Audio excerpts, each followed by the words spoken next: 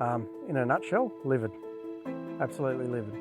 I'm still at a loss as to why someone who doesn't reside in our residence actually has a right to come along and go, well, that's it. We are making the decision on what you can and can't do, and it's going to cost you to make any changes. The main thing we were looking at doing was sprucing the house up with a fresh coat of paint.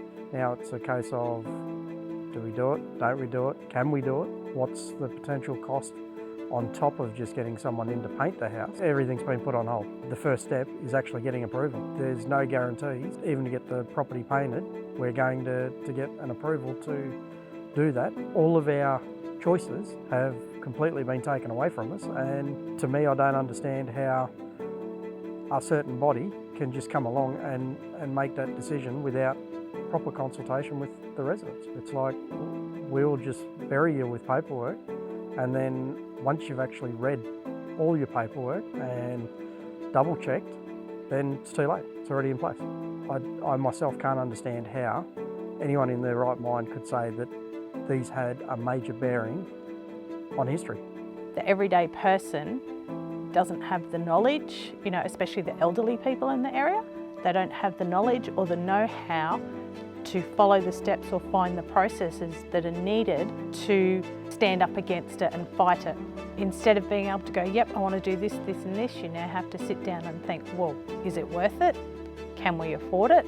Look at the long-term future of it. Because of the location of the suburb, it's become a family-orientated area. You've got your schools, you've got your train station, and you're close to the city, and you've got all the sporting things around the area. The houses need to adapt to the changing times. I think a lot of the houses will start to deteriorate. I believe the character overlay was more than sufficient, and the heritage overlay is a major overreach by council.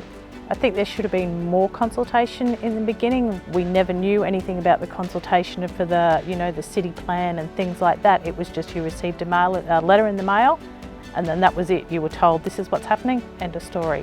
There's something else that's happened in the background that someone in council has turned around and gone, we're doing this, we need to appease the community by doing this. It's opening up more doors for them and shutting every door for us. I do not believe the council have one iota of concern for any resident in any of these 180 houses.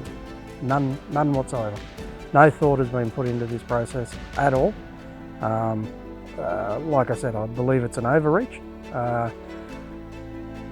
And whether we find out the exact reason behind the overreach, I personally don't believe we'll ever be told. It'll just be council coming back and saying a decision's been made.